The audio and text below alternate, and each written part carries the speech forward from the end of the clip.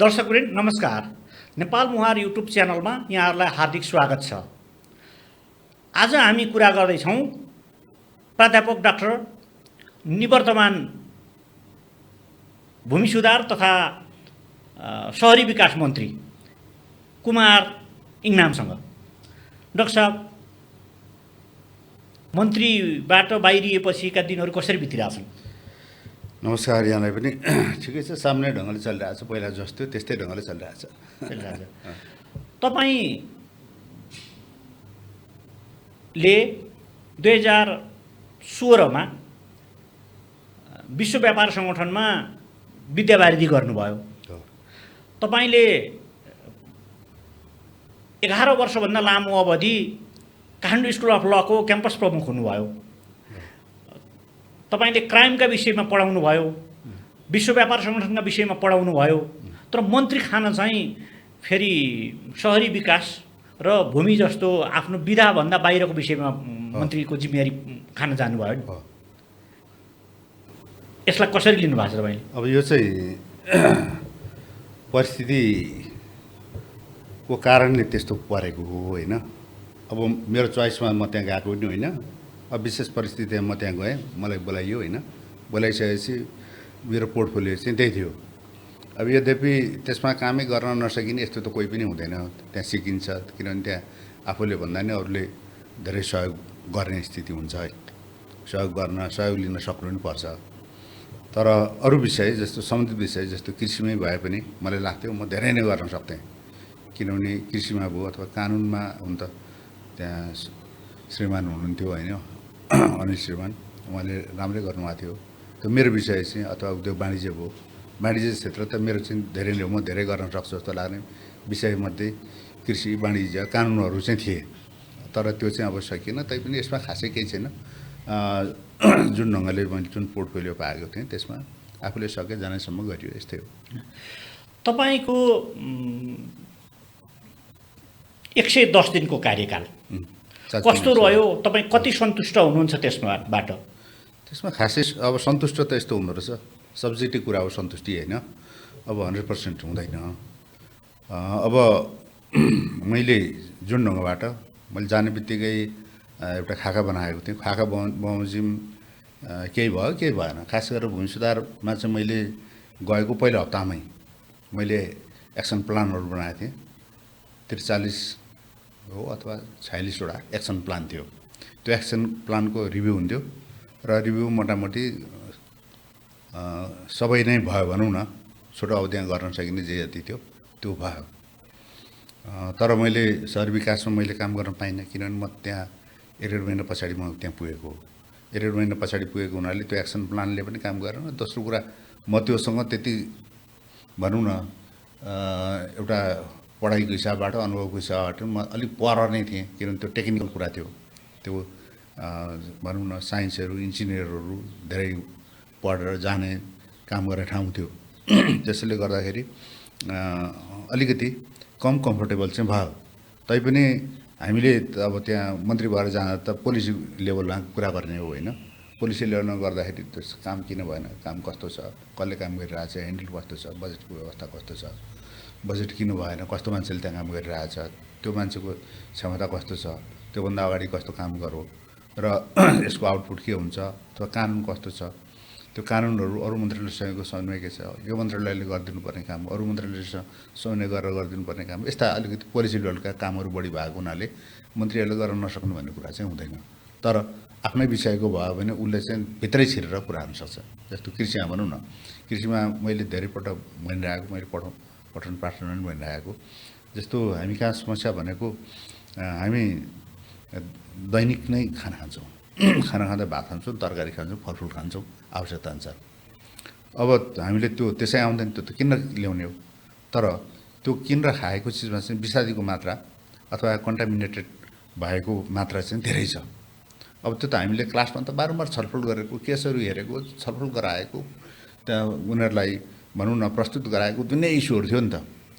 अब मैले चाहन्थेँ म कृषिमा भएको भए म पहिलो दिनै सम्पूर्ण गाविसहरूमा जति पनि पालिकाहरू छ, अहिले त गाविस होइन पालिकाहरू छ, पालिकामा यो विषादी सम्बन्धी नियन्त्रण गर्नको लागि म सर्कुलर गर्न सक्थेँ।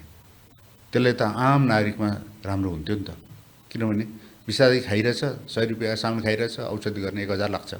सबै मान्छे गरिब बनाइरहेछ नि त। राज्यको काम त गरिब रोगी काम नलाग्ने पेन्दु बनाउनु होइन नि त। जहाँ खराबी छ त्यसलाई सुधार्ने, नागरिकलाई सक्षम बनाउने, निरोगी बनाउने यस्तो कार्य हो नि त। त्यो कार्यको लागि कहाँ इन्टरभेन गर्न सकिन्छ भन्ने पोइन्टहरू चाहिँ देख्न सकिन्थ्यो। अब त्यस्तो चाहिँ अलिकति आफ्नो विषय नहुँदाखेरि त्यो हुँदैन रहेछ, त्यस्तै कुरा हुन्थ्यो। हुन त डाक्टर साहबले यसअघि एकपटक कुरा गरिसक्नु भएको छ, तर आज पनि यद्यपि त्यही विषय उठाउँ।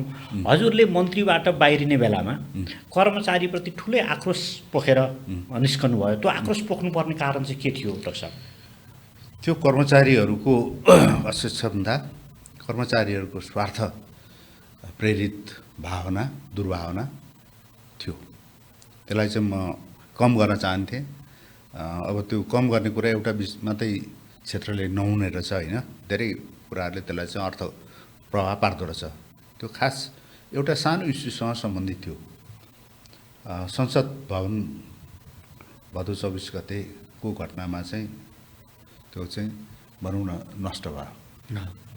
संसद तुरुन्तै चुनाव हुने, हामी चुनावी सरकारै थियो, हामीले तुरुन्तै चुनाव गरेर संसद बचाउने स्थिति थियो होइन।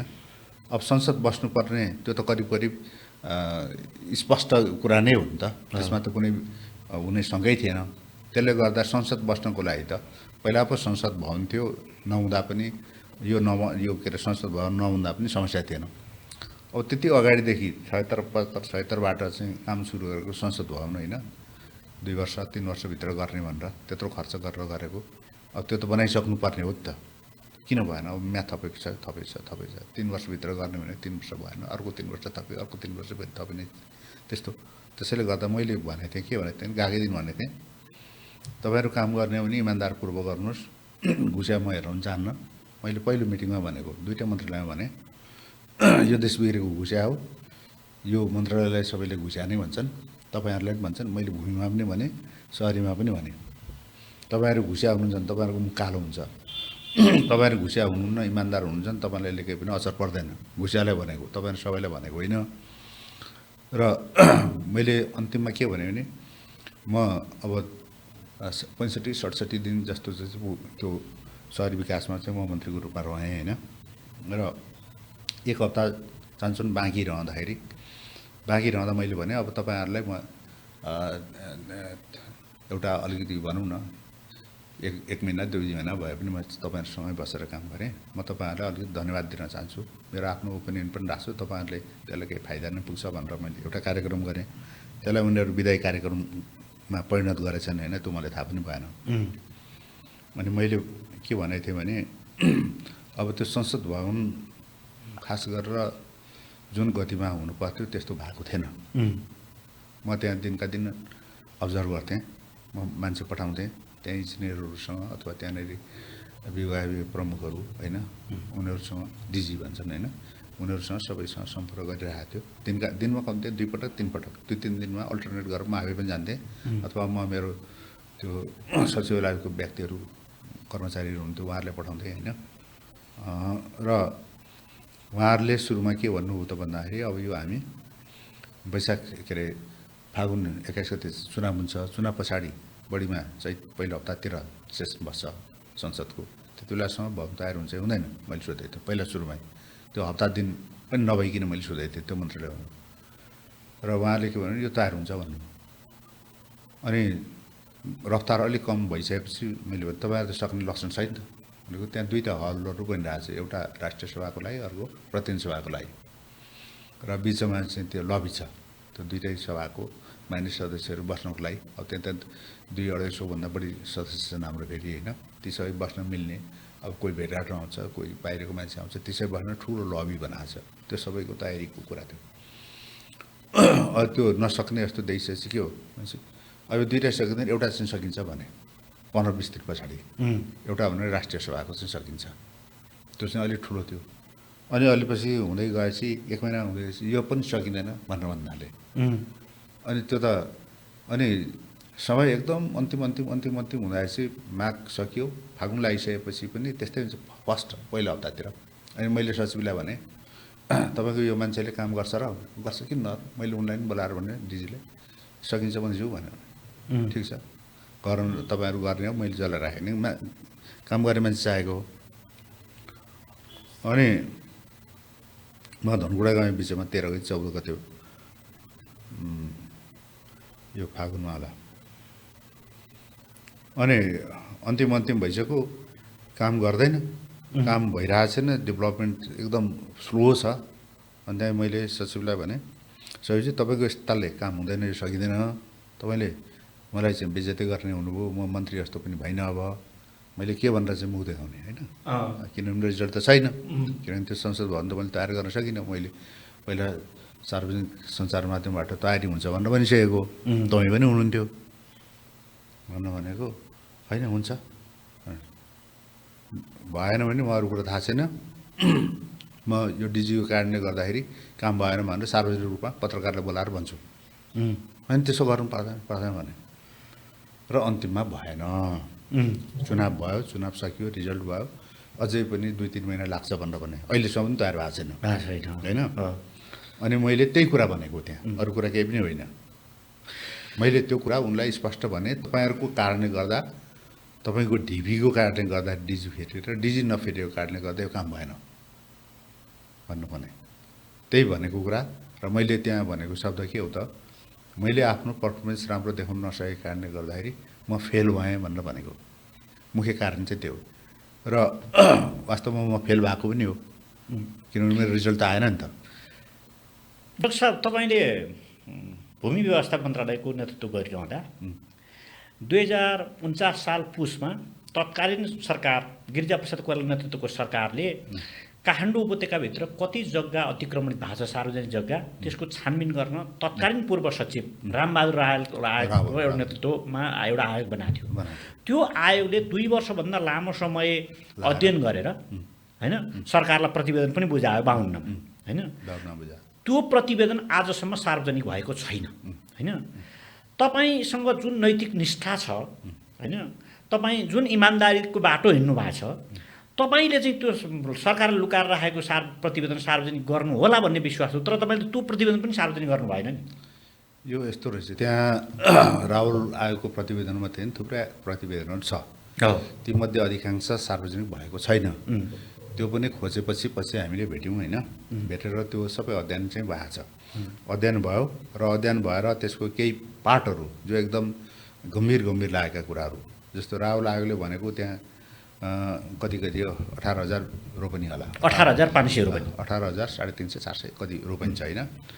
त्यो जग्गाहरू चाहिँ अतिक्रमण भयो भनेर भनेको छ र त्यो अतिक्रमण भएका जग्गा ठाउँ कतिपय ठाउँलाई छोडेर ठाउँ किता नम्बर कब्जा गर्ने व्यक्ति को हो सबै उल्लेख छ सबै उल्लेख छ त्यो प्रतिवेदन हेरिसकेपछि मैले नापीको डिजीलाई तुरुन्तै बोलाएको थिएँ अब यो तपाईँहरूलाई मैले के गरेँ भन्ने कुराहरू म तपाईँहरूलाई भन्दैछु होइन र त्यो लिस्ट हेरिसकेपछि नापीको डिजीलाई बोलाएँ अनि त्यहाँदेखि यो मालपोतको डिजीलाई बोलाएँ होइन हजुर तपाईँहरूले यो के गर्नुभयो यो के हो यो कस्तो छ यसको अहिले अद्यावधि कस्तो भएको छ को छन् इत्यादि गर्नुहोस् भनेर भनेपछि उहाँहरूले केही प्रतिवेदन दिन लामो दिनुभयो होइन र अब त्यसमध्ये अब कहाँबाट सुरु गर्ने पुरा बसोबास छ जग्गा बिक्री हुँदै गएको छ के भएको छ होइन अब त्यसले गर्दाखेरि अब मैले त्यस पछाडि सिआइबीको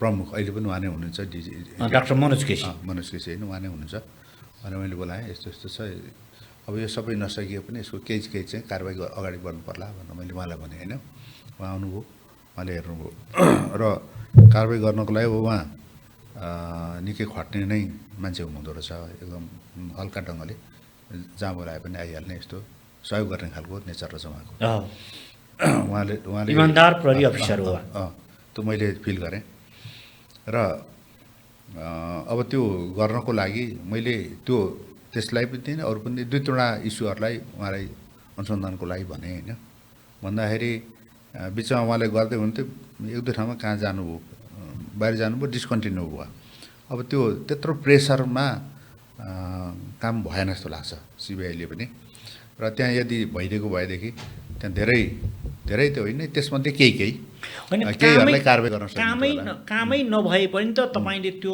प्रतिवेदन सार्वजनिक गरिदिनु भएको भए यो सार्वजनिक राज्यको सम्पत्ति चाहिँ लुटेर कब्जा गरेर खाने मान्छे को रहेछन् भनेर सर्वसाधारण नागरिकले चिन्न पाउने थियो नि त। तपाईँले त्यो अवसर पनि दिनु भएन नि। त्यसको टिप्पणी चाहिँ बनाएको छ होइन, त्यो पब्लिसै गराएछ। त्यो मात्रै होइन, राहुल आयोग मात्रै होइन, त्यस पछाडि बनेका थुप्रै आयोगहरू छ। सबैभन्दा पछिल्लो थापा आयोग हो होइन, अहिलेको नेपाली काङ्ग्रेसको चेयर हुनुहुन्छ, उहाँकै अध्यक्षतामा बनेको होला संसदीय दलमा होइन। थापा आयोगसम्मको विभिन्न आयोगहरूको त्यो प्रतिवेदनहरूको मुख्य मुख्य विषयवस्तुहरूलाई राखेर त्यसको पब्लिकेसनै गरेछ। त्यो 500-600 पेजको होला होइन, त्यो पब्लिस त्यो मैले गरेर 1.5 महिनामा त्यो कलेजबाट विद्यार्थीहरू 12-15 जना विद्यार्थीलाई काम लगाएर त्यो निकालेछ। त्यो कहाँ छ त? त्यो सार्वजनिक त्यो मन्त्रालयमा छ। अब त्यहाँ कलेजमा पनि छ। अब त्यो मन्त्रालयले अरू कसलाई बाँडेको छ त्यो मलाई थाहा छैन, किनभने त्यो अन्तिममा एकदम हतारमा आयो कि म निस्किनुभन्दा 1 दिन 2 दिन अगाडि मात्रै आयो। अनि तर पत्रकार सम्मेलन गरेर औपचारिक रूपमा जान त्यसरी त्यो त गर्नै भएन, एकदम ढिलो भयो, ढिलो आयो क्या, ढिलो आयो। मैले त्यो त्यति बेलाको प्रधानमन्त्रीज्यूलाई पनि दिन पाइनँ, त्यस्तो भयो। यो राज्य समृद्धिको बाटोमा नजानु या हरेक विकास आयोजना विलम्ब हुनुको के कारण देख्नुभयो डाक्टर साहब? कानुनमा कहाँ समस्या छ, हाम्रो संयन्त्रमा कहाँ समस्या छ, लिडरसिपमा कहाँ समस्या छ? हजुरले त्यो यो मुख्यतः यो 3वटा कुरामा कहाँ समस्या देख्नुभयो? यो सबैमा समस्या छ होइन। जस्तो म तपाईँलाई अहिले उदाहरणको लागि भन्छु, यहाँ जडीबुटीमा अहिले त्यहाँ डोजर लाएर कामहरू भइरहेछ होइन। त्यो बागमती एकीकरण, त्यो एउटा बागमती सभ्यता आयोजना भन्ने छ होइन, त्यसले काम गरिरहेछ। र अब म सहरी विकास मन्त्री भएपछि त्यो चाहिँ सहरी विकास अन्तर्गत छ। त्यो बागमती सभ्यता, काठमाडौँ उपत्यका सहरी विकास, के अरे उपत्यका विकास, यस्तै के भन्ने ठुल्ठुलो प्रोजेक्टहरू त्यो सहरी विकास अन्तर्गत छ।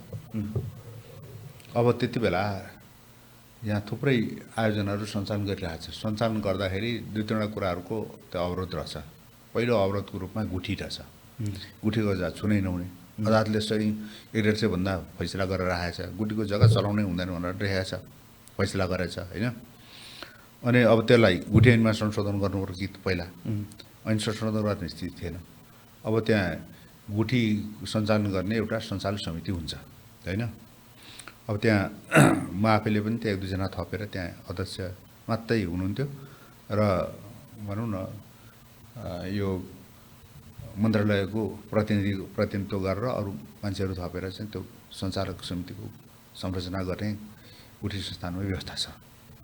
अब त्यो मन्त्रालयको प्रतिनिधि आउने मिटिङै नबस्ने स्थिति रहेछ। म जाने बित्तिकै मलाई त्यही प्रेसर भयो, मैले 2-3 जना मान्छे राखेर अनि त्यहाँदेखि मिटिङ बस्न सक्ने स्थिति भयो होइन। मिटिङ बसेर उहाँहरूले काम गर्न थाल्नुभयो। अनि मैले भने उहाँहरूलाई मिटिङमा बोलाएँ, त्यो आयोजनाको मित्रहरूलाई र उहाँहरूलाई बोलाएर राखेँ। उहाँहरूको कामहरू चाहिँ 2-3 वर्षदेखि यसरी अड्किएको छ। यसको मुख्य बाधाको रूपमा चाहिँ 2 तुनाहरू छ। वन रहेछ एउटा, वनले पनि हलचल गरेरै नदिने, वनको एउटा बुट्टा छ भने त्यसलाई काट्नै नदिने, उ गरेरै नदिने। अनि अर्को रहेछ गुठी, गुठीले पनि चलाउन नदिने। त्यो गरेर सम्पूर्ण आयोजनाहरू ठप्प भएर बसेको छ। यसलाई चाहिँ चलायमान बनाउनलाई केही निर्णय गर्नुहोस् भनेर भने, निर्णय गर्दै नगरे। अनि ऐन संशोधनको प्रक्रियाहरू अगाडि बढाइयो। ऐन संशोधन प्रक्रिया अब त्यतिबेला अब ऊ थिएन, पार्लियामेन्ट थिएन। अब राष्ट्रपतिद्वारा अध्यादेश जारी गर्नुपर्ने स्थिति भएन। अनि त्यो कामहरू रोकिएर बस्यो र अन्तिममा म निस्किनुभन्दा 2 दिन अगाडि होला काठमाडौँ उपत्यका विकास समिति, विकास प्राधिकरण होइन, अनामनगर कार्यालय भएको, त्यसमा टोखातिरको त्यो पहिलो सबैभन्दा पहिलो त्यतिबेला नयाँ सरकार करिब बन्ने टुङ्गा टङ्गी बसिरहेको थियो होइन। किनभने अब 1 दिनभित्र भनौँ न टेकअप गर्ने भन्ने थियो कि। त्यो भइसकेपछि अन्त प्राधिकरणको त्यहाँ चेयरले मलाई सोध्नुभयो, मन्जु अब यहाँ यस्तो छ, मान्दैन के गर्ने? अब अहिले जो बालवाला प्रधानमन्त्री भएर आउनुहुन्छ उहाँको डिजाइन पनि हो, उहाँसँग एकपल्ट सोध्नुहोस् उहाँले के भन्नुहुन्छ। अनि उहाँले सोध्नुभयो, उहाँ काम गर्नलाई गर्नुपर्छ भन्ने लाइनमा हुनुहुन्छ। अनि त्यहाँदेखि उहाँले टेलिफोन गर्नुभएको छ सुरक्षा चाहियो, हामी त्यहाँ गएर चाहिँ बाटो सबै गर्छौँ, टहरहरू भताउँछौँ भनेर। सिडिओले मान्दैन, वडाध्यक्षले दिँदैन, अनि सिडिओले भन्छ सिडिओले मान्दैन। अनि मैले भने सुरक्षा तपाईँ के गरिरहनु भएको छ? यो अहिले हुने जो प्रधानमन्त्री हुँदै हुनुहुन्छ उहाँको डिजाइन बमोजिमको काम हो। तपाईँ गएर सुरक्षाले त्यो भत्ताउन लाउनुहोस् त, सहयोग गर्नुहोस् त भनेको 2 घन्टा भत्ताउन थाल्यो। त्यस पछाडि टोखाबाट सुरु भयो। त्यो वडाध्यक्षको सबै टहरा रहेछ, भाडा लगाइरहेको 20-40 हजार कति भाडा लिँदो रहेछ होइन। वडाध्यक्षले नै वडाध्यक्ष ऊ आफै रोकेर बस्दो रहेछ सबै। अनि त्यस पछाडि त्यो भत्ताउने कामहरू चाहिँ सुरु भयो। र मलाई के लाग्छ त भन्दाखेरि यहाँ 2टा कुराहरू चाहिँ जरुरी छ।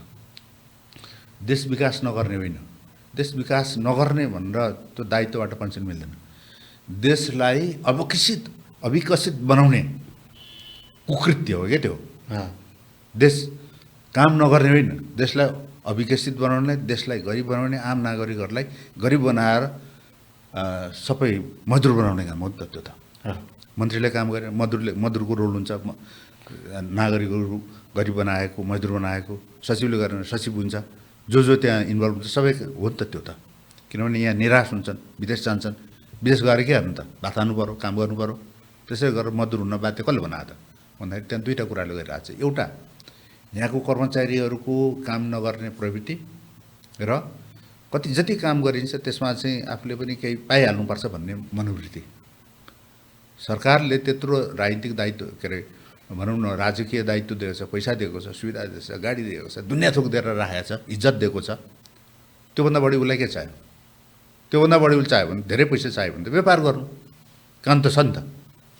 तर उसलाई त्यो पदीय हैसियत प्राप्त गरेर त्यस पछाडि घुस खान, घुस माग्न, काम रोक्न, कामचोर हुने काम गर्न, यस्तो काम गर्नलाई त राज्यले त्यहाँ पठाएको होइन नि त। त्यसैले गर्दा कर्मचारीहरूमा त्यो एउटा समस्या। कर्मचारीले कति कमाउँदो रहेछन् भन्ने कुरा त अहिलेका शिक्षा मन्त्रीका बुबाकै सम्पत्ति काफी छ। उहाँ नेपाल सरकारको फर्स्ट क्लासबाट होइन, निर्देशक भनेको त फर्स्ट क्लास न हो, फर्स्ट क्लासबाट निवृत्त हुनुभयो, महानिर्देशक हुन्। तर उहाँको 24 करोडको सम्पत्ति देखियो। एउटा फर्स्ट क्लास कर्मचारी निवृत्त हुँदा 24 करोडको सम्पत्ति गर्छ भने त्यस्ता कति हजार होला नि देशमा?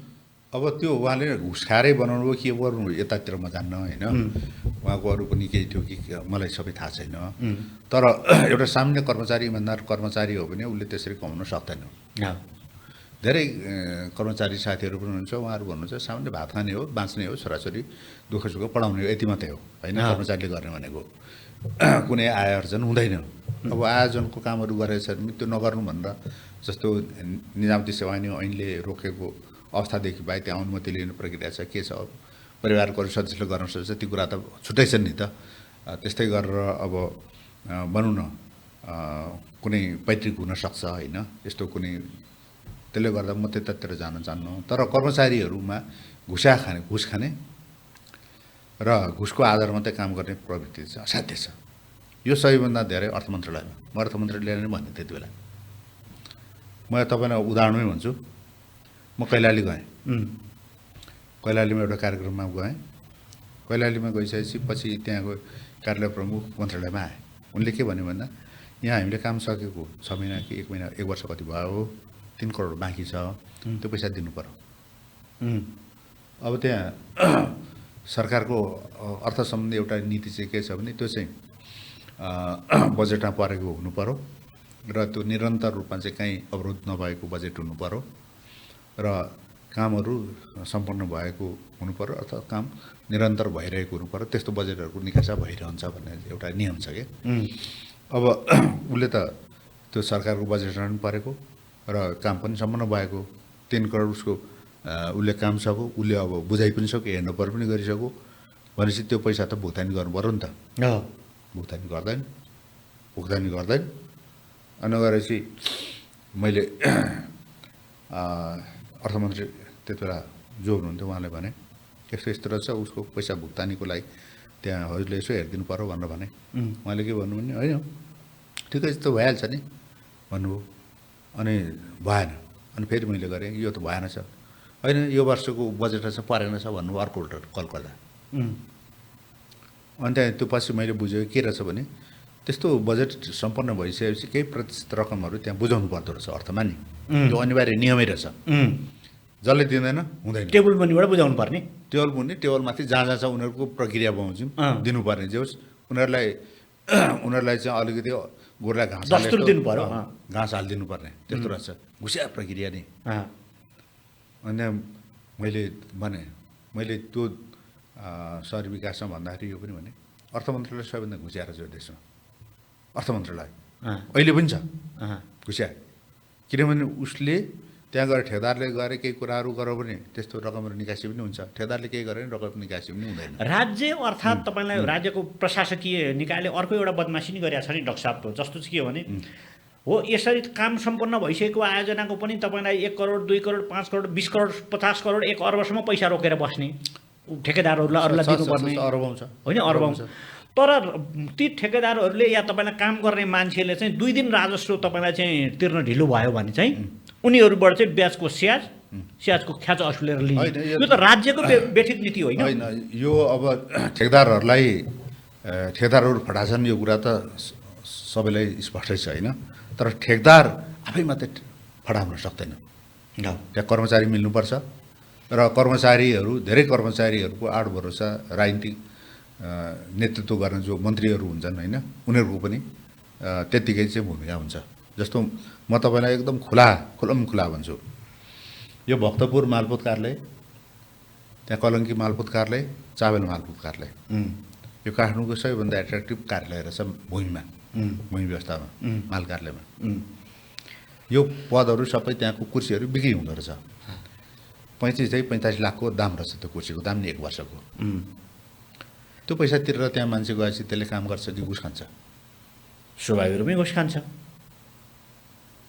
नि त त्यो कसलाई लिँदो रहेछ त्यो पैसा भन्दा कि मन्त्रीले लिने सचिवले लिने खास गरेर डिजी होइन डिजीले लिने गर्दो रहेछ त्यहाँ अरू सहायक कर्मचारीहरू नासुदेखि लिएर कर्मचारीहरू नासु अधिकृत थुप्रै हुन्छन् त्यहाँ 8 जना अधिकृत हुन्छन् त्योभन्दा अलि बढी सङ्ख्यामा नायब सुब्बाहरू हुन्छ अरूहरू हुन्छ सहायक पनि हुन्छ सहायकसम्मले पैसा तिरेर जाँदो रहेछन् अनि काम नगर्ने घुस खाने अनि बिचौलियाको पछि लाग्ने तपाईँले त्यो जालो भत्काउन सक्नुभयो कि सक्नु भएन होइन मैले प्रयास गरेँ किनभने मैले यहाँ 3टाको त निकालिदिने होइन चेन्जै गरेँ एउटाले मुद्दा पनि हालो फेरि कस्तो रहेछ भने बिचौलियाको एउटा चङ्गाल चाहिँ त्यो निकालेको भोलिपल्टको मुद्दा गयो अब यो त प्रशासकीय अदालतमा जान्छ कर्मचारीसँग सम्बन्धित हो नि उनीहरूको जन्जाल चाहिँ त्यहाँ गएको हुँदो रहेछ प्रशासकीय अदालतले चाहिँ स्टे दियो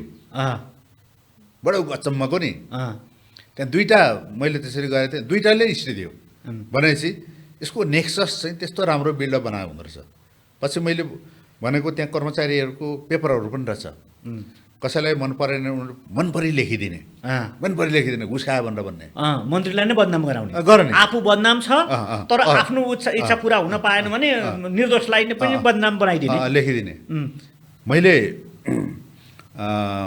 मलाई घुसायो त भनेन घुसाएसँग चाहिँ राम्रो उठबस रहेछ यो बिचौलियासँग भनेर एउटा पेपरमा लेख्यो यो गोकर्णेश्वर यतातिर प्रतिपट्टिको त्यो उसमा हामीले भूसेवा भन्ने अहिले सञ्चालन गरेको त्यहाँ गएर मैले त्यो अहिले खास गरेर भ्रष्टाचारहरू भूमि व्यवस्था मन्त्रालयमा नियन्त्रण गर्ने त्यसले ठुलो भूमिका खेल्नेवाला छ त्यो चाहिँ के हुन्छ त भन्दाखेरि स्थानीय तहबाट वडा तहबाटै मालपोतको र नापीको कामहरू हुन्छ त्यसमा चाहिँ मालपोत कार्यालय जानु पर्दैन अब त्यहाँ त सबै बिचौलियाले घेरेको छ नि त अब त्यहाँ काम गर्दा त अब ठुलो समस्या हुन्छ नि त सुरुमै काम गर्न नदिने मैले त्यहाँ माथि उसमा यो के अरे यो गोकर्णदेव पत्रको नगरपालिकाले के भन्छ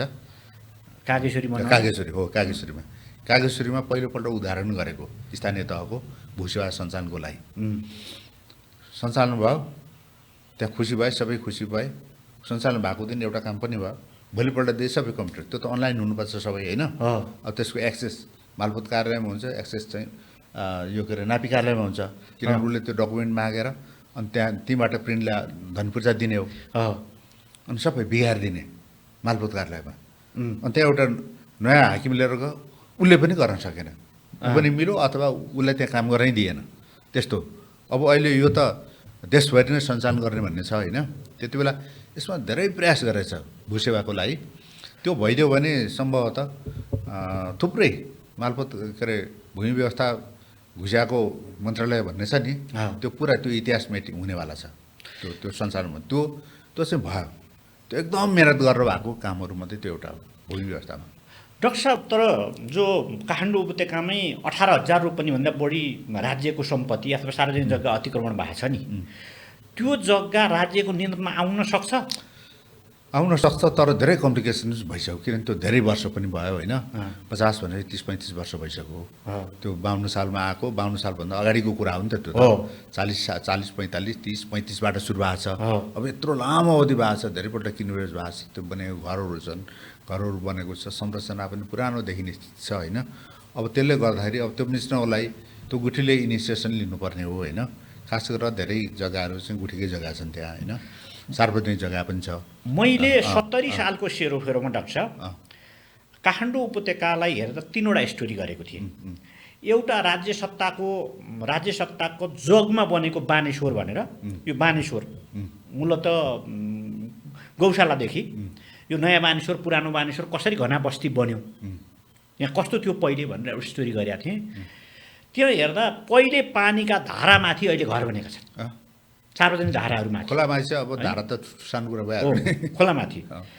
र एकजना त्यहाँको चाहिँ भक्तकुमारी आचार्य भन्ने 80 वर्षको आमाले, जो 2006 सालदेखि बानेश्वरमा बस्नुहुँदो रहेछ, ओखर पाने भन्ने ठाउँमा।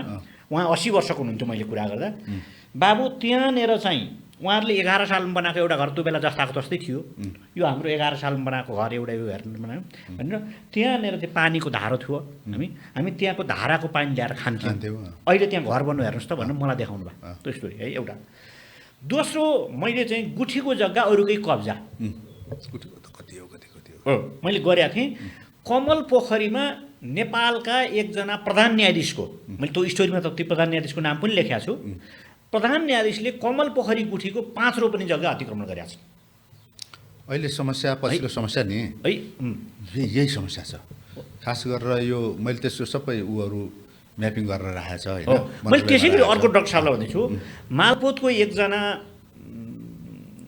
निर्देशकले पुरो मलाई चाहिँ यो सार्वजनिक जग्गा ल्याउने प्रयत्न गर्नुपर्छ भनेर यो बागमतीको जग्गा माथि मुख्यतः यो बौद्धदेखि भनौँ न होइन, गोकर्णेश्वरदेखि चाहिँ टेकु दोभानसम्म कति अतिक्रमण भएको छ भनेर हेर्दाखेरि मैले 200 रोपनी चाहिँ बागमतीको जग्गा मात्रै। त्योभन्दा धेरै छ। तपाईँले थोरै रेकर्ड पाउनु, धेरै छ होइन।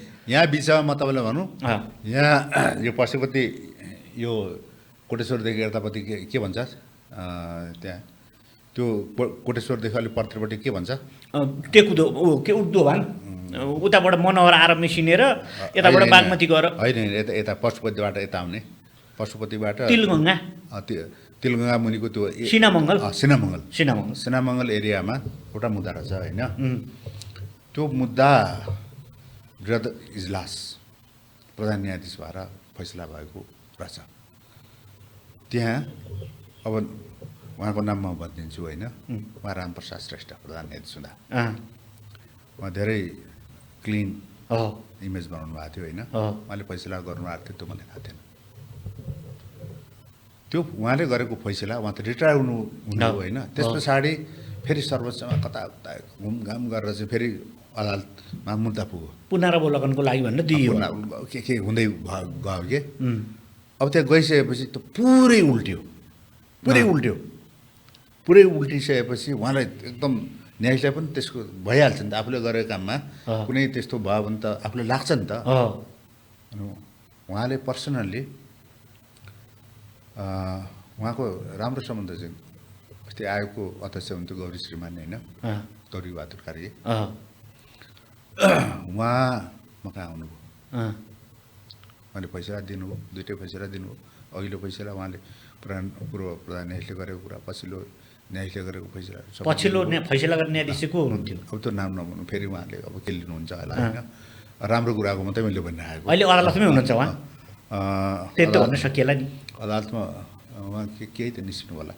अनि उहाँहरूले त्यो उल्टाएर अनि त्यो पुरा त्यो चाहिँ अब सरकारी जग्गा गुठीको वहाँ लगेर अनि गुठीबाट अब रैतानी गराएर बेचेर खाएर यस्तो गरेको रहेछ अब थुप्रै जग्गाहरू मैले त्यो सुन्ने बित्तिकै अनि नापीको उसलाई चाहिँ बोलाएर नापीको डिजीलाई नै बोलाएँ यसको सबै मलाई त्यो उस चाहियो त्यो के अरे कति जग्गा छ कहाँ कहाँ हो सबै मलाई दिनुहोस् पुरानो पनि हेरेर अहिले पनि हेरेर त्यो मलाई गरिदिनुहोस् भने मैले दिनु हो अब त्यो कारबाहीको प्रोसेसमा थियो होइन अब त्यसलाई केही गर्न सकिएन अब यस्तो समस्या कर्मचारीहरू फटा गुठीका मान्छे फटा गुठी संस्थानका मान्छे घुस्या पनि छन् घुस्या छन् अनि त्यहाँदेखि राजनीतिक भनौँ न लिडरसिप लिने मन्त्री आफै फटा मभन्दा अगाडिको एकजना मन्त्रीले मैले त्यो धेरै पटक भने मन्त्रीले यो बौद्धमा मलाई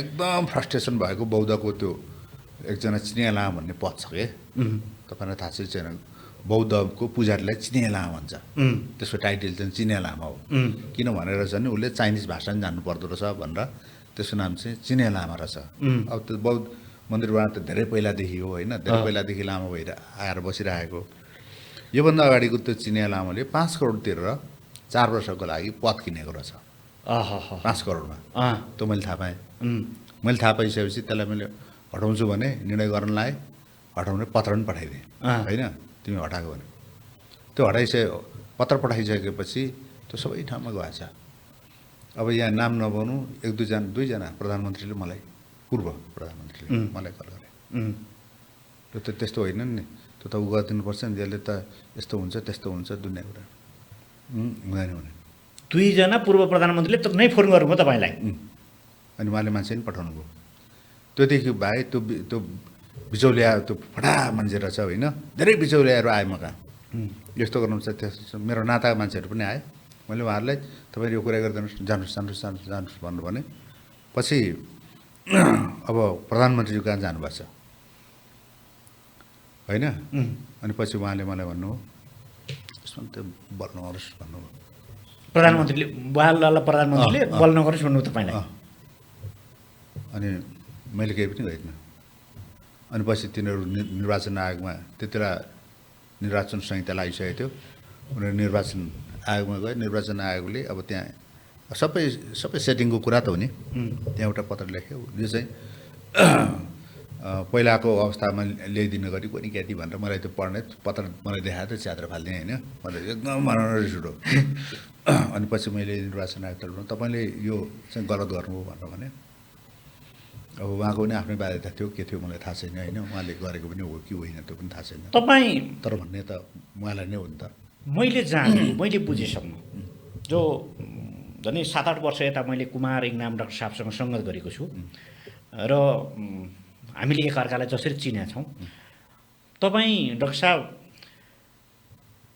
कानुन व्यवसायी हुँदा पनि आफ्नो क्लाइन्टले पनि गलत प्रस्तावना अथवा प्रलोभनका साथ तपाईँलाई यो चाहिँ मुद्दा जिताइदिनुहोस् म तपाईँलाई यसो गर्छु न्यायाधीशसँग भनेर आउनुभयो भने त्यो क्लाइन्टलाई घोक्रे ठ्याक्क लागेर कोठाबाट निकाल्ने मान्छे तपाईँ एउटा निष्ठामा बस्नुपर्छ भन्ने क्लाइन्ट उसको फाइल होइन मैले त पैसैले हिर्काएको छ नि त हो त्यही भएर त भन्छु तपाईँले पैसाले हिर्काउनु भएको छ घोक्रे ठ्याक लाएर कसैले संसारमा क्लाइन्टलाई घुस दिन आयो भनेर अथवा पैसा दियो भनेर पैसा हाल्छ होला नि त मान्छेले बुरामा हाल्छ होला पछि भएन भने अनि भयो भने पैसा पचाउने नहुँदाखेरि भएन भनेर यस्तो गर्ने चलन थियो त्यो मलाई थाहा थियो त्यति होइन तपाईँले घोक्रे ठ्याक लाएर निकाल्नु भएको छ पैसाको बिटौले हार्न निकाल्नु भएको छ त्यो निष्ठामा बसेको मान्छे तपाईँ त्यो मन्त्रालयमा बसेर 2-2वटा मन्त्रालय सम्हालेर यो देशको नेक्सस बुझ्दा तपाईँलाई कति पीडा हुन्थ्यो होइन मैले त धेरै पीडा हुन्थ्यो देश बिगार्ने मान्छेहरू यी सबै यहीँ नै छन् यी सबैलाई यहाँ बन्जरले हान्नुपर्छ जस्तो लाग्थ्यो नि त्यति बेला त सबै घुस्या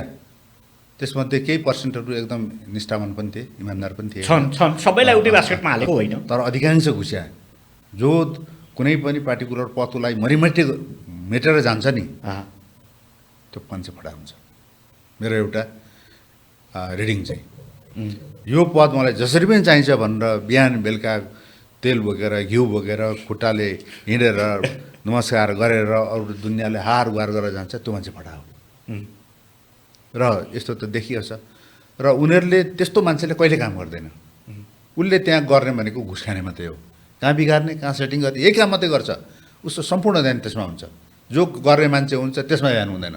त्यो काम कहिले हुन्छ, किन भएन, यस्तोमा ध्यान हुन्छ। जस्तो अहिले मैले भने जस्तो सहकारीको समस्या आयो नि त, मैले सहकारीको एक दुईवटा कार्यक्रममा सहभागी भएँ। राष्ट्रिय उनीहरूले सम्मेलनहरू केमा मलाई बोलाउँथे होइन, दुईवटामा त म गइनँ, म एक दुईवटामा गएँ। मैले भने तपाईँहरूले सहकारीमा 1 करोड मान्छे सदस्य रहेछन् सहकारीमा, 130 अरबभन्दा बढी पैसाहरू इन्भल्भ भएको रहेछ सहकारीमा। हेर्नुहोस् है, त्यो पैसा सबै डुब्यो नि त असफल भएपछि त। मैले उहाँहरूलाई भने देश बिगार्ने त तपाईँहरू पनि हो नि त। तपाईँहरूले यो पैसा सही सदुपयोग गरे भए राज्यको स्तर माथि जान्थ्यो, इन्डिकेटर माथि जान्थ्यो। तपाईँहरूले यसलाई बिगार्नुभयो, राज्य तल गयो। अहिले ब्राउन डिस्ट्रिक्टको निकायती लिस्टमा परेछ बाहिर। तपाईँले बिगारेको हो नि त। तपाईँले राम्रो काम गरेको भए अहिले यहाँ जति पनि बाटोमा बसेर रुइरहेछन्, दिनका दिन रुइरहेछन्, कोही औषध खान पाइन भनिरहेछन्, कोही फिस तिर्न पाइन भनेछन्, पैसा कोनी छ, कहाँ छ, के छ, सबै थाहा छैन, यस्तो गरिरहेछ। तपाईँ देश बिगार्ने? वास्तवमा त्यो ठुलो पैसा थियो राज्यको लागि। स्थानीय तहमा आम नागरिकहरूले आफ्नो स्वविवेकले, आफ्नो इच्छाले, आफ्नै तहमा गरेको त्यो ठुलो मेहनत थियो। त्यो पैसाको सदुपयोग हुनुपर्थ्यो। त्यो पैसाको मात्रै सदुपयोग भएको भए राज्यको जिडिपी ग्रोथ छ नि, त्यो धेरै पुग्थ्यो, धेरै माथि हुन्थ्यो। अहिले हामी त्यस्तो धेरै माथि नआए पनि करिब करिब भनौँ न, अहिले यो दक्षिण पूर्वी मुलुकहरूमा कम्बोडिया, लाओस, भियतनामहरू छन् होइन, त्यो हाराहारी चाहिँ हामी पुग्थ्यौँ। र यहाँ अहिले हामीले थाहा पाउँदाखेरि भुटान धेरै गरिब मुलुक हो, यो साउथ एसियामा होइन, साउथ एसियन मुलुकमा हामीमा हाम्रो मेम्बरहरूमा अहिले ऊ धेरै माथि छ। हामी गरिब हुनुपर्ने कारण के? म उहाँहरूलाई भन्थेँ, तपाईँले बिगारेको होइन, तपाईँले होइन यहाँ गरिब बनाएको, तपाईँले होइन यहाँका मान्छेहरूलाई निर्धन बनाएको, तपाईँले होइन यहाँका मान्छेहरूलाई चाहिँ उ गराएको। मैले श्रम मन्त्रीलाई भनेँ, उहाँ एउटा नेगोसिएसन गर्नलाई आफ्नै क्याबिनेटको कुरा गर्दैछु, युए जानुभयो, 2टा साइन गरेर आउनुभयो। अनि मैले उहाँलाई भने नभनेको होइन हुन्थ्यो होइन, तर गुठ फेर्ता भनिरहेको छु, उहाँले सुन्नुभयो नि, अनि त नलिनु होला। मैले तपाईँलाई त्यो साइन गर्दाखेरि गौरव भयो कि कुण्ठाबोध भयो, घृणाबोध भयो भनेको उहाँ बोल्नु भएन। मलाई सोध्नु न, मलाई कस्तो हुन्छ? म भएको भए म एकदम म चाहिँ मेरो चाहिँ आत्मा मारेको जस्तो, मैले देशलाई ठुलो खराब कामहरू गरे जस्तो मलाई चाहिँ लाग्थ्यो। किनभने मेरो त्यो एग्रिमेन्ट गरेँ भोलिपल्ट त्यो मेरो देशको नागरिक त मजदुर बनाइरहेको छु नि त, लेबर बनाइरहेको छु नि त। राज्यको गौरव हुने कुरा त त्यो होइन नि त। राज्यको गौरव त मास्ने कुरा हो नि त। यस्तो कुराहरूमा मलाई निष्ठा हुँदैन, मलाई कुनै गौरव हुँदैन। म भए भर्सक गरिदिन्थेँ भनेर भनेको, मलाई पनि त्यस्तै हो भन्नु पछि होइन। तर उहाँलाई कस्तो हो मलाई थाहा छैन। राज्य बिगार्ने काम त माथिल्लो तहबाट भएको छ। राज्यमा यत्रो वर्षसम्म, खास गरेर 40 वर्षसम्म, 40 वर्ष अगाडिदेखि मान्छेहरू विदेशमा गएर चाहिँ बाध्यताले लेबर भइरहेछन्। राज्यले के गर्यो? मैले त्यति बेला भने सुरुमा भने एउटा सामान्य लेबर र अलिअलि भनौँ न सामान्य उसलाई भाषा यसो अलिअलि ज्ञान दिएको लेबरहरूमा अध्यक्ष पुरा अध्यक्ष लेबर, अर्धदक्ष लेबर त्यो वर्गीकरण गरेछ क्या श्रम ऐनले होइन। अध्यक्षलाई अर्धदक्षसम्म बनाएर पठाउँदा पनि उनीहरूले रिमिटेन्स चाहेको हो नि। पहिलाको रिमिटेन्स महिनाको 1 अरब आउँथ्यो नि, दोस्रो रिमिटेन्स त 3 अरब आउँछ। 1 महिनामै 1 अरब खर्च गरौँ न 1 वर्षमा। 1 वर्षमा गरेको खर्च त 1 महिनै कभर हुन्छ राज्यले, म भन्थेँ। अब कुनै बाध्यता नहुँदा होइन। तर राज्य बिगारेको त त्यहाँबाट त होइन नि त। राज्यको कर्मचारी भिजन छैन।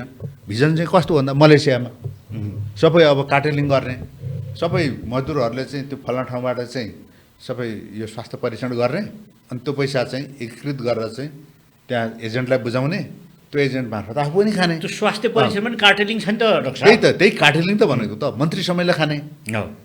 र त्यही कार्टेलिङले गर्दाखेरि मन्त्री पनि त्यही पैसाले, त्यो पैसा त कहीँ फन्ड बनाएको होला, त्यो पैसाले मन्त्री पनि किन्ने। यस्तो गए गुज्रेको त्यो पैसा त अहिले त रापरपाको शीर्ष तह पुगे बसेका नेताहरूको मुखमा पनि पुगेको छ त। मुखमा पुगेको छ। यस्तो घटिया काम गर्ने मलाई जहिले रिस उठ्थ्यो। मलाई 2-3 वर्षदेखि असाध्यै रिस उठ्थ्यो होइन। प्रधानमन्त्री जसको जिम्मा चाहिँ यो करप्सन नियन्त्रण गर्ने हो, ऊ चाहिँ जहिले के भन्थ्यो म घुसको अनुहार पनि हेर्दिनँ, घुस खाने मान्छे नि मन पर्दैन भन्थ्यो, ऊ आफै घुस खान्थ्यो। मलाई त्यति बेलादेखि साह्रै घृणा लाग्थ्यो क्या त्यो मान्छेसँग। त्यो मान्छेको तपाईँले पनि थाहा पाउनु होला होइन। तपाईँले नामै चाहिँ भन्नु चाहिँ किन गाह्रो मान्नु? नाम त किन भन्नु, त सबैले थाहा छ नि त, जसले धेरै घुस खायो त्यही मान्छे हो। डाक्टर साहब, कहिलेकाहीँ तपाईँलाई यो देशको यो नेक्सस, यो कालो जालो यति नबुझ्न पाए आनन्द हुन्थ्यो होला, किन बुझ्नु परेको भन्ने पीडा हुन्छ कि हुँदैन? छटपट्टि हुन्छ कि हुँदैन? मलाई त्यसमा चाहिँ पीडा होइन, यो नेक्सस किन भत्किँदैन भन्ने चाहिँ पीडा हुन्छ। अहिले पनि हुन्छ। अहिलेको सरकारले जसरी काम गरिरहेछ, त्यही त ठुलो आँखा अगाडि नेक्सस देखिएको छ। यो नेक्सस नदेखिएको भए आनन्द हुन्थ्यो होला बरु, होइन? त्यो नेक्ससलाई भत्काउन पनि सकिएन, त्यो नेक्सससँग मिल्न पनि सकिएन। मिल्न त कहिले सकिँदैन, होइन? भत्काउन किन सकिएन भन्ने कहिले पीडा त हुन्छ। हो, त्यही त, भत्काउन किन सकिएन भनेर पीडा हुन्छ कि हुँदैन? मैले भनेको नि त्यही त। पीडा हुन्छ, जरुर हुन्छ त्यो चाहिँ। अब यहीँ नै जोडौँ, अरू मन्त्री हुँदा मोटाउँछन्, तपाईँ मन्त्री हुँदा 110 दिनमा 10 केजी नै घट्नुभयो। 10 केजी चन्छन् म घटेँ। यो घट्नुको कारण के थियो? त्यो त अब के होला, शरीरको कुराहरू संरचनामा त्यति बुझ्दिनँ होइन। अब अरू कुरा गरेर त के अर्थ हुँदैन, आफ्नै कुरा गरेर यस्तो हुन्छ होइन, त्यो कुरा नगरौँ। शरीरको संरचनामा के भयो होला अब त्यो।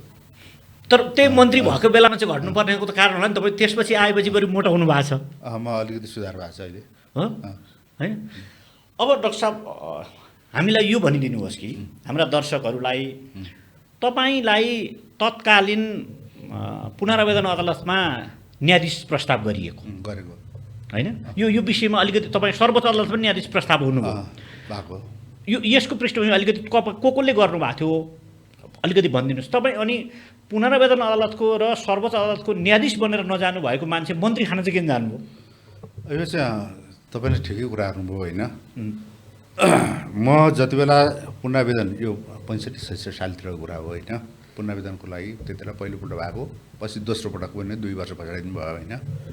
पहिलोपल्ट म नजानेको कारण चाहिँ म जुनियर भएर गएँ, मेरो लिस्ट चाहिँ जुनियरमा थियो।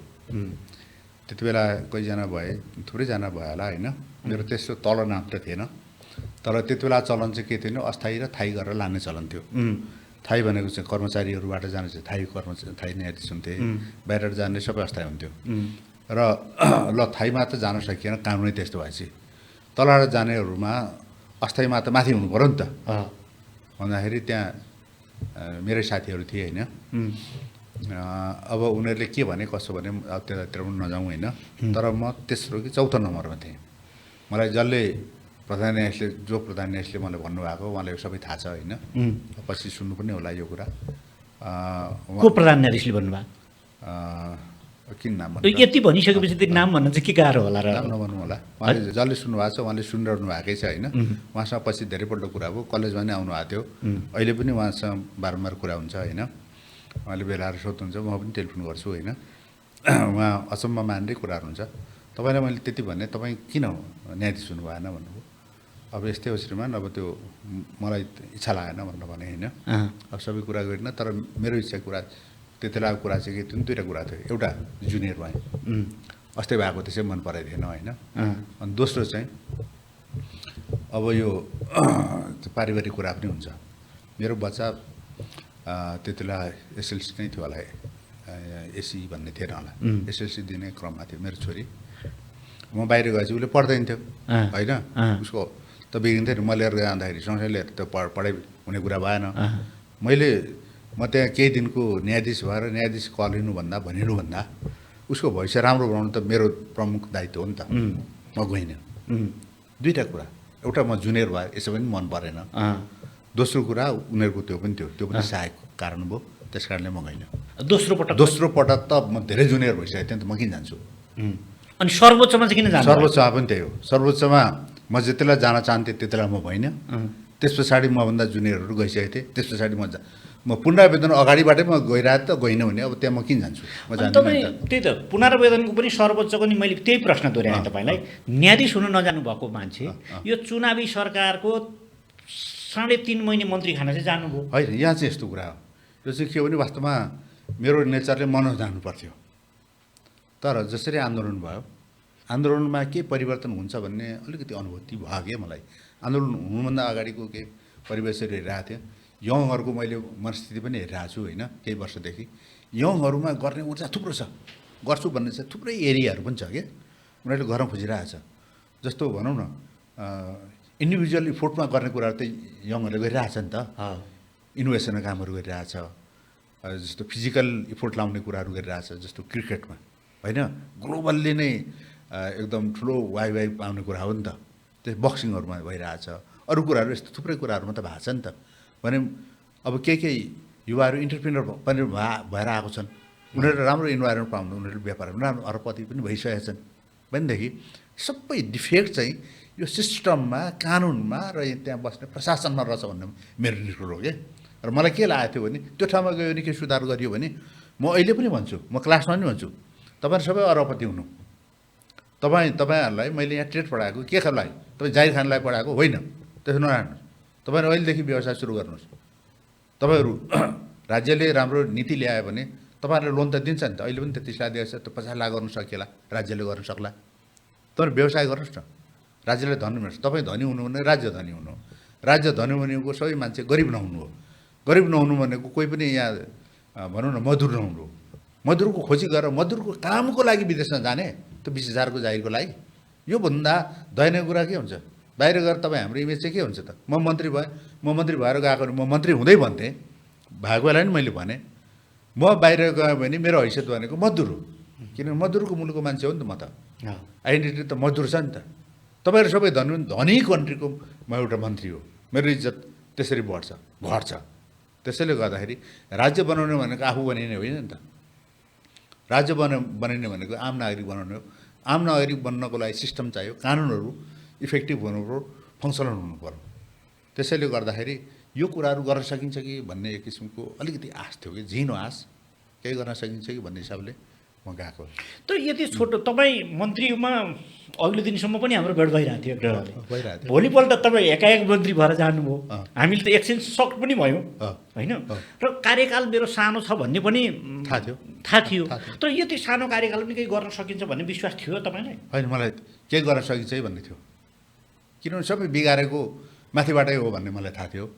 मन्त्री प्रधानमन्त्रीहरू सेटिङ गर्छन्, उनीहरूले बिगारेको भन्ने मलाई थाहा थियो, त्यसैले गर्दा माथिबाट केही सकिन्छ कि भन्ने हो। तर तपाईँ त एउटा शान्त स्वभावको, सधैँ हेर्दाखेरि कसले के गरिरहेछ भने त्यति पनि आफ्नो ध्यानले काम गरिरहने, सफाचट भएर हिँड्ने, अरूको त्यति ख्याल टटानी नगर्ने, बरु लेखपढ गर्ने, 4-4वटा किताब त तपाईँले प्रकाशित गर्नुभएको छ, त्यो स्वभावको मान्छे मन्त्री भएर त्यो छटपट गर्नुपर्ने, चलाखाइ धुर्थाइ गर्नुपर्ने पद तपाईँको लागि ठिक थियो र? होइन, यो त यस्तो हो, अब त्यो मेरो कामको नेचर कलेजमा भनेको पढाउने हो, टिचरको काम पढ्नेदेखि भए केही पनि हुँदैन। जो इमान्दार मान्छे भनेको उसको व्यवसाय के हो? कार्पेन्टरको मुख्य काम कार्पेन्टर सम्बन्धी काम गर्ने होइन, खेलाडीको खेल सम्बन्धी काम गर्ने, इनोभेटरको इनोभेसनसँग काम, टिचरको त पढाउने, त्यसै यहाँ खोज गर्ने, रिसर्च गर्ने हो नि त। त्यसैले गर्दाखेरि म आफ्नो कार्यमा लगनशील हुन चाहन्छु होइन, मैले गरेको कार्यमा भनौँ न, मैले जे कुरा गर्न चाहन्छु, जे खोज्न चाहन्छु, जे बुझ्न चाहन्छु, त्यो राम्रो बुझियोस् भन्ने हो कि। हुन त बुझेर कहिले सकिँदैन। मैले डब्लुटिओको गर्दाखेरि मैले झन्डै 5,000 देखि 10,000 किताबहरू पढेँ होला होइन, मलाई अझै पनि लाग्छ म केही पनि जान्दिनँ जस्तो लाग्छ, जति धेरै पढ्यो उति जानिँदैन जस्तो लाग्दो रहेछ। त्यसैले गर्दाखेरि त्यो अझ बुझ्नु त्यो चाहना हुँदो रहेछ कि। त्यसैले गर्दाखेरि अब त्यस्तो चाहना भएपछि गोल कता खेल्छ, कता नाचिरहेछन्, कता गफ गरिरहेछन्, कसले आजको भोलिको के पनि कसले घुसाएको, त्यो सबै गफ गरेर के अर्थ हुन्छ? छैन नि त। त्यसैले गर्दा त्यो टाइम किल मात्रै हो। म कुनै पनि समय 1 मिनट पनि बिना काममा खर्च भएको मलाई मन पर्दैन। त्यो त स्ट्रेट फरवार्ड तपाईँ जे लाग्छ आफ्नो लागेदेखिको बोल्ने, एउटा इमान निष्ठा नैतिकतामा बस्नुपर्छ भन्ने, कसैले तलबितल गर्यो भने सहन पनि नसक्ने स्वभाव हो नि तपाईँ। किन सहनु? समय बेकारमा उसँग बाजेर उसँग गणन गरेर अरूको कुरा काटेर बस्ने, त्यो त भइया चिज हो, आफूलाई मार्नु मात्रै हो। अहिलेसम्म तपाईँले कति किताब पढ्नुभयो होला? त्यो त गनाइ छैन, धेरै किताब पढियो होला हो। त्यो अघि तपाईँले भन्नुभयो नि पिएचडी गर्ने बेलामा झन्डै 5,000 किताब पढियो भनेर। त्योभन्दा बढी नै पढियो होला। पढ्यो होला। पिएचडी त दिनका दिन नै भइरहेछ नि त। अब रिसर्च गरिन्छ होइन, पढिन्छ, किताब लेखिन्छ, किताब लेख्दा त थुप्रै किताब पढ्नुपर्छ नि त। मैले लेखेको किताबहरूमा साइटेसन गरेका किताबहरू कम्ती भने 700 देखि 1200 सम्म किताबहरू साइड गरेछ त पढेर साइड गरेको नै हो अनि संयोग एउटा तपाईँको बुबा शेरबहादुर इङनाम राष्ट्रिय पञ्चायतको सदस्य हुनुहुन्थ्यो होइन छोरो छोटै समयमा भने मन्त्री हुनुभयो होइन एउटा एउटा बाउ छोरा नै एक राजकीय पदमा पुग्नुभयो होइन त्यसले कस्तो परिवारमा कस्तो बाउ छोराको के कुरा हुन्छ अहिले होइन केही हुँदैन सामान्य हो यता किन अब त बुबा त वृद्ध पनि भइसक्नुभयो वृद्ध हुनुहुन्छ होइन कति वर्ष हुनुभयो अहिले 86 वर्षको हुनुहुन्छ अहिले 86 वर्ष हुनुहुन्छ उहाँ एक्टिभै हुनुहुन्छ मेन्टल्ली 5-7 वटा किताब लेखिसक्नु भयो अहिले पनि लेखिरहनु भएको छ हिजो अस्ति भर्खरै आउनु भएको थियो कुन किताब प्रकाशन गर्छु भन्दै हुन्थ्यो होइन तपाईँ कुन भाइ छोरा म जेठा हो अलिकति पारिवारिक पृष्ठभूमि भनिदिनुहोस् न अब हामीलाई तपाईँहरूको जन्माइ हुर्काइ पढाइ होइन यो त सामान्य कुरा हो नि अब गाउँतिर हुर्केको म तेर्थुमा हुर्केको होइन सामान्य परिवार हो दुःख सुख गरेरै हुर्केको तर तपाईँहरू यहाँ कलेज पढ्न आइपुग्दा 36-39 को ब्याच तपाईँहरू नेपाल कानुन क्याम्पसको विद्यार्थी होइन तपाईँहरूको ब्याच यस्तै एउटा ब्याच देखिन्छ अग्नि खरेल तपाईँको ब्याची होइन जुनियर हो ए एउटै ब्याच होइन उहाँ एक बार एउटै ब्याचका हिसाबले चाहिँ जस्तो तपाईँ हुनुभयो सर्वोच्च अदालतको प्रधान न्यायाधीश प्रकाश मानसिंह राउत हुनुभयो प्रधान न्यायाधीश हरिकृष्ण कार्की हुनुभयो 2 जना प्रधान न्यायाधीश हुनुभयो तपाईँ मन्त्री हुनुभयो प्राध्यापक डाक्टर युवराज सङ्ग्रौला महान्यायाधिवक्ता हुनुभयो होइन गीता पाठक सङ्ग्रौला कार्यकारी केएसएल कार्यकारी निर्देशक हुनुभयो है एमिकस क्युरीमा पनि बस्नुभयो एउटा होइन प्रेमराज कार्की विशेष अदालतको अध्यक्ष हुनुभयो अहिले पनि सुरक्षाकर्मीलाई चाहिँ कारवाही गर्ने नगर्ने चाहिँ छान्न आएको संयोजक हुनुहुन्छ होइन त्यो एउटा तपाईँहरूको ब्याच चाहिँ प्रकाशबहादुर केसी वरिष्ठ अधिवक्ता तपाईँलाई एउटा क्याम्पस चिफ हुनुभयो होइन एक समय भने तपाईँहरूको जुन पायोनियर टिम थियो नि हामीले बाहिरबाट हेर्दा चाहिँ के तपाईँहरू हामीले यसै गर्नुपर्छ है भनेर सल्लाह गरेर पढ्नुहुन्थ्यो या त्यस्तो हो कि के हो त्यस्तो केही पनि होइन हाम्रो अब ग्रुप त्यतिलाई जतिलाई पास गरेको होइन हाम्रो 36-39 को ब्याज हो 40 मा रिजल्ट भएको थियो होइन 40 मा रिजल्ट हुँदाखेरि हामी सबैभन्दा धेरै पास भएको होला त्यो वर्ष 200 भन्दा बढी कि 175 समथिङ पास भएको हो त्यति बेला डाक्टर कुमार आचार्य नि तपाईँहरूकै ब्याच होइन उहाँ चाहिँ तपाईँलाई लुम्बिनी प्रदेशको कानुन सेवा आयोगको अध्यक्ष हुनुभयो प्रेस काउन्सिलको अध्यक्ष हुनुभयो होइन यस्ता जस्तो दिनेश अधिकारी नेपाल सरकारको सचिव हुनुभयो होइन यस्ता कति तपाईँहरूको त्यो ब्याच कतिजना हुनुहुन्थ्यो थुप्रै भयो होला सचिव नै अब 10-15 जना अथवा बढ्ने भयो होला सचिवहरू होइन अब संवैधानिक पदमा पनि गयो होला अब त्यस्तो राम्रोसँग सम्पर्क नभएको कारणले पनि हुनसक्छ अब को कस्तो छ भन्ने कुरा एक्ज्याक्टली अहिले थाहा छैन होइन तर मोटामोटी यहाँले भनिहाल्नुभयो साथीहरू उहाँहरू नै हो तर यो यति महत्त्वपूर्ण राज्यको जिम्मेवारीमा पुग्नुभयो ती साथीहरू कहिलेकाहीँ भेट भएर कुराकानी गर्नुहुन्छ गर्नुहुन्न बेला हुन्छ कहिलेकाहीँ भेट हुन्छ कहिले टेलिफोनमा कुरा हुन्छ के छ कस्तो छ यो त सामान्य कुरा हो नि त साथी नै हो नि त तपाईँहरूले कानुन क्याम्पसबाट बिएल गरिसकेपछि प्राध्यापक डाक्टर युवराज सङ्ग्रौल र तपाईँ एलएलएम पढ्नको निमित्त दिल्ली जानुभएको थियो होइन त्यो बेला तपाईँहरू कसरी भर्ना हुन सक्नु भनेर फर्केर आउनु पर्यो त्यो चाहिँ हामी अलिकति समय ढिलो पुगेका छौँ कि क्या हो समय भइसकेको एडमिसन सबै सकिसकेको त्यस्तो भएपछि दिल्लीबाट हामी फर्केको अनि पछि तपाईँले एलएलएम कहाँबाट गर्नुभयो अनि मैले त्यहीँबाट गरेँ नेपालबाटै गर्नुभयो डाक्टर साहब तपाईँ ट्रेड युनियन कानुनको विद्यावारिधि नै त्यसैमा गरेको मैले अघि पनि भनिसकेँ हामीमा ट्रेड युनियन व्यापार अथवा ट्रेड युनियन वर्ल्ड ट्रेड हो होइन वर्ल्ड ट्रेडका समस्या यहाँ चाहिँ छन् कि छैन के छन् हामी कहाँ थुप्रो छ वर्ल्ड ट्रेडको समाधान त मैले मेरो पिएचडी थेसिस त्यसैमा हो होइन खास गरेर वर्ल्ड ट्रेड भनेको चाहिँ अब इन्टरनेसनल इन्स्ट्रुमेन्ट हो नि त त्यो रेगुलेसन गर्छ अब त्यसले गर्दाखेरि अब त्यसको मेम्बर भइसकेपछि ग्लोबल स्ट्यान्डर्डको रेगुलेसनहरू छ होइन अब त्यसमा हामी बाहिर गइसकेपछि हामी सबैभन्दा कमजोर पर्छौँ फेरि होइन हामी त लिस्ट डेभलप कन्ट्रिजको हो नि त जति बेला वर्ल्ड ट्रेडको रुलहरू चाहिँ छलफलहरू भइरहेको थियो होइन त्यति बेला 2-3 इस्युहरू साह्रै ठुलो थियो त्यो ठुलो इस्युमध्ये एउटा एग्रिकल्चरको इस्यु किनभने ट्रेडमा त एग्रिकल्चर पनि पर्छ नि त सर्भिसको इस्यु सर्भिस त्यति बेला आइडेन्टिफाई भएको थिएन, यो 75 पछाडि आइडेन्टिफाई भयो होइन, ट्रेडमा वर्ल्ड ट्रेडमा राख्नुपर्छ भनेर। अनि आइपीको इस्यु, इन्टेलेक्चुअल प्रोपर्टी, त्यो इस्युहरूमा ठुलो धेरै इस्यु भयो त्यो, किनभने धेरैले मानेनन्। किनभने एग्रो प्रडक्टहरू त अब हामीले त 1 लाख वर्ष अगाडिदेखि एग्रिकल्चर सुरु गरेको, त्यति बेलादेखि सुरु गरेको हो नि त। यहाँ त सबैले जान्दछन्, सबै गर्छन्, सबैले भात खाइछ, दाल पकाएकै छ, तरकारी पकाएकै छ, सबै गरिरहेको छ नि त। अब फेरि त्यसलाई चाहिँ ओपन मार्केट, लिबरल मार्केट गरेर चाहिँ सबै ओपन गरिदिने भने के चाहिँ हेरेर भनिदियो यहाँको मान्छे त। यहाँ भोलि त 2-3 व्यवहार हिँड्छ, त्यसैले गर्दाखेरि मानेन। अनि सर्भिस पनि त्यही हो। अब यो ब्याङ्कहरू छँदैछ, खानेपानीको कुराहरू छँदैछ, पोस्ट अफिस छँदैछ, गाडी छँदैछ, जति पनि सर्भिसहरू छन् होइन, सर्भिस सेवाहरू, त्यसमा नि ठुलो रिजर्भेसन भयो। त्यस कारणले त्यति बेला फकाउनको लागि त्यो चाहिँ एकदम देखिन्छ, त्यो नेगोसिएसनको चरणमा डकुमेन्टहरूले देखिन्छ। फकाउनको लागि केही फ्लेक्सिबिलिटिजहरू त्यस्तो कन्ट्रीहरूलाई दिए, जस्तो हाम्रो गाउँतिर पनि हुन्छ नि, तरिका व्यापार सुरु गरौँ न, एउटा चाहिँ धनी छ, अर्को चाहिँ गरिब छ, उसलाई चाहिँ धेरै मान्छे बनाउनु परेछ भने ल तिमी पनि अब, तिमी पनि त्यही, तिमी अब मसँग पैसा छैन के पर्छ भनेर म अलिअलि हालिदिन्छु नि, तिमीले खासै खट्नु पनि पर्दैन। अब पछि प्रफिट भयो भने त सबै उसैले मुठाएर लाने हो फेरि होइन, त्यो पनि थाहा छ। तर फकाइन्छ नि, फकाउनु चलन छ नि, वर्ल्ड ट्रेड भने त्यही नै हो, गरिब मुलुकलाई फकाउने। त्यो फ्लेक्सिबिलिटिजहरू, त्यसलाई फ्लेक्सिबिलिटिजहरू भन्छ, स्पेसल फेसिलिटिजहरू। त्यो 75मा पनि एउटा डिसिजन गरेर अलिकति थपेको थियो, त्यो पछि थपेर ट्रेड रुल्समा चाहिँ राखेको थियो। त्यसैले अब त्यसको एक्चुअल प्रयोग भइरहेको चाहिँ छैन भनेर मैले हेरेको मेरो के अरे उसमा पिएचडीमा। मैले त त्यो त अब त्योभन्दा अगाडि मैले वर्ल्ड ट्रेडको किताबै ल्याइसकेको थियो। म त्यहाँ सबै करिब पानी नै भएर चाहिँ त्यो सबै विश्लेषण गरेर बस्न सक्ने मेरो हैसियत त्यतिलै थियो। अनि त्यहाँ म त यो कुन दफा कुन दफा भन्ने छैन, त्यहाँ सबै आर्टिकल हो, कुन आर्टिकलमा के कहाँ भनेर हेर्नुपर्ने हो नि त। मैले त्यसमै लेखेको छ, त्यसमा पनि खास गरेर पार्टिकुलर केसहरूमा चाहिँ यस्तो गर्नुपर्छ। म त अझ भन्छु नेपाल जस्तो मुलुकहरूको लागि त्यो डब्लुटिओको ठुलो फोरमहरू ओपन गर्नुपर्छ र त्यहाँ उनीहरूलाई एक्सेस गर्न सक्ने वातावरण हुनुपर्छ भन्ने मान्छे हो।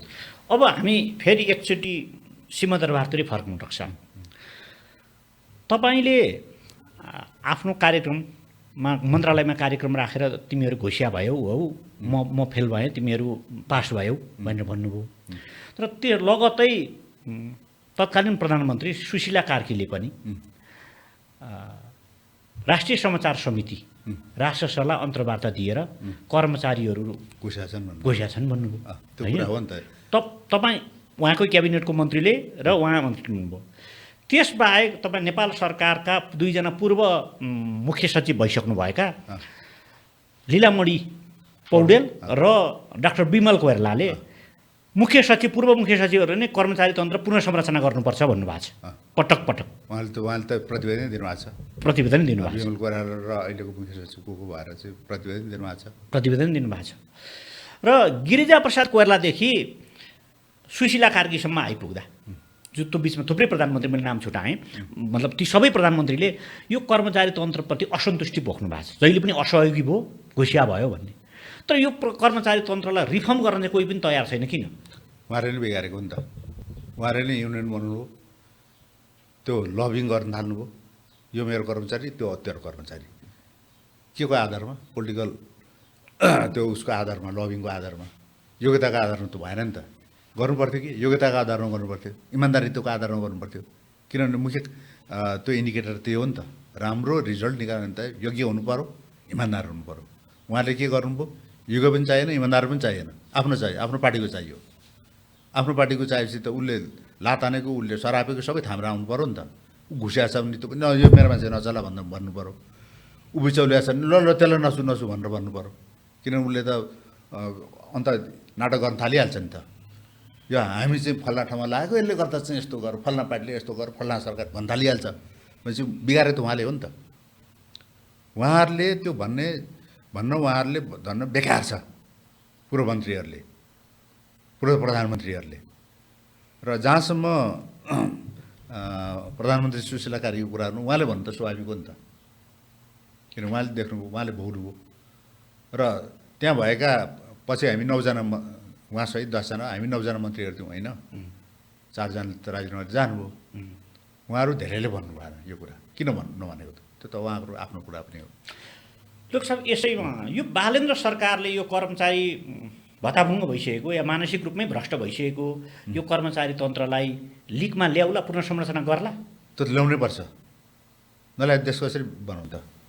देश बनाउने हो भने यसमा सब्सटेन्टिभ इम्प्रुभमेन्ट चाहिन्छ। सब्सटेन्टिभ इम्प्रुभमेन्ट भने के हो? कर्मचारी छन्, कर्मचारी ट्र्याकमा आउनु पर्यो, बजेट छन्, बजेट ट्र्याकमा आउनु पर्यो, बिचौलिया छन्, बिचौलिया सबै जेलमा आउनु पर्यो, भ्रष्टाचारी छन्, भ्रष्टाचारले सबै उनीहरूले खाएको सबै ओकल र सजाएर चाहिँ ल्याउनु सक्नु पर्यो सम्पत्ति राज्य नाममा।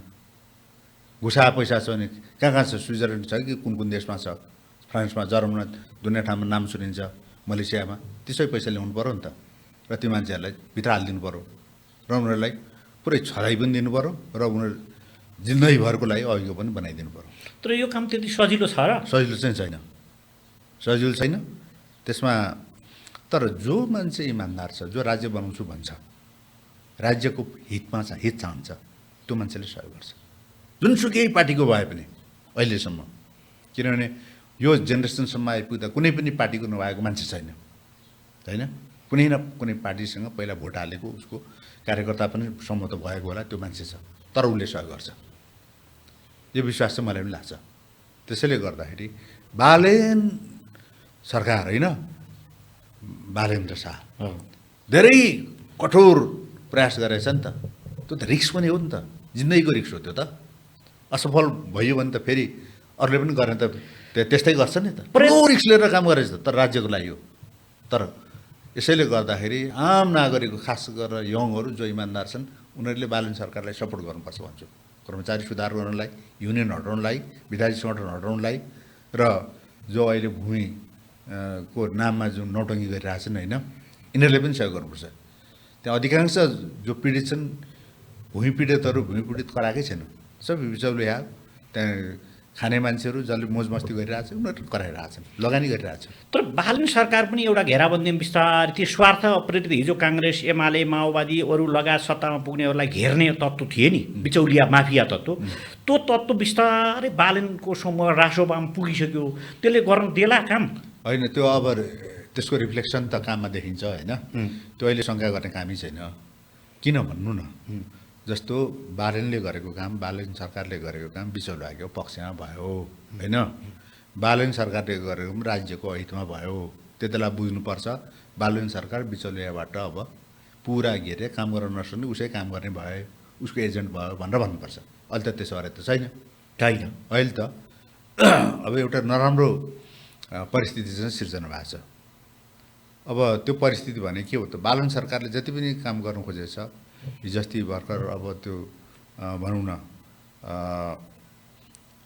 संसद आउनुभन्दा अगाडि होइन अध्यादेश जारी गरेको थियो, त्यो सबै पास गरेको छ कोर्टले।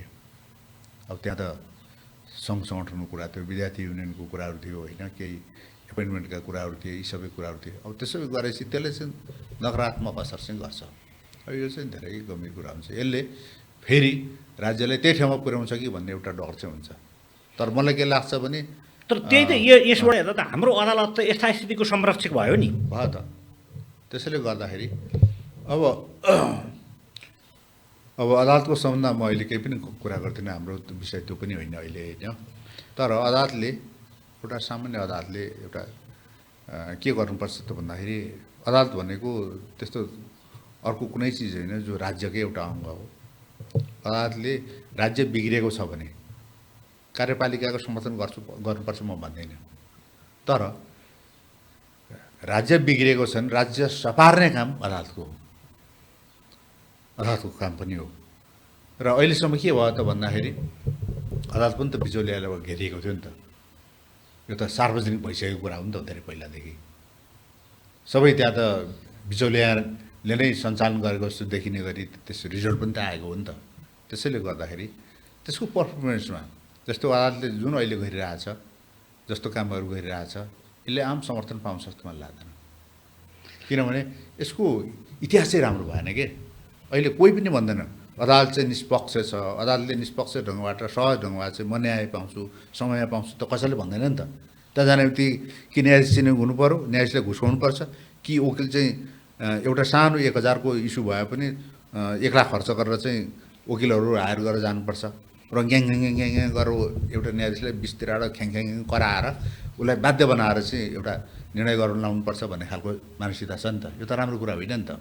त्यसैले गर्दाखेरि अदालतको इमेज भनेको सरकारसँग सरकारले के गरौँ भन्ने कुराहरू होइन, राज्य कसरी बनाउने भन्ने कुराहरूसँग चाहिँ हुनुपर्छ। यदि राज्यको प्राथमिकता अहिले आम नागरिकको सुधार, नागरिकलाई चाहिँ सक्षम बनाउने, राज्यमा आर्थिक मानसिक सबै किसिमका क्रान्तिहरू गर्ने हो भने अदालतले त्यसलाई सपोर्ट गर्नुपर्छ। मेरो कुरा त्यसमा अरू केही पनि छैन। कुनै पर्सनलाइज्ड कुरा होइन, यो व्यक्ति भनौँ न केन्द्रित कुराहरू होइन। राज्य बनाउनु अहिले पहिलो आवश्यकता हो। राज्य चाहियो के? यसरी हो भने राज्य कहिले हुन्छ त? बल्ल अलिअलि काम हुन थालिरहेछ। जस्तो विषादी खाँदा खाँदा सबै मान्छे मारिरहेका छन्, मर्ने स्थिति छ। एउटा गरिबले उसको उपचार कसरी गर्छ? औषधि किनेर खानु कि तरकारी किनेर खानु कि स्कुल जानु कि स्कुल पठाउनु कि अरू कामहरू गर्नु, के गर्नु? त्यसैले गर्दाखेरि जब सुधार हुने कुरा छ अनि त्यहाँदेखि यस्तो अप्ठ्यारो पार्नु चाहिँ हुँदैन। यो चाहिँ देशद्रोही काम हो। म त देशद्रोही भन्छु त्यस मान्छेलाई। कार्यक्रममा आइदिनु भएकोमा डाक्टर साहबलाई धेरै धेरै धन्यवाद। ल, यहाँलाई पनि धन्यवाद। यसो 1-2 शब्द बोल्ने मौका दिनुभयो, धन्यवाद।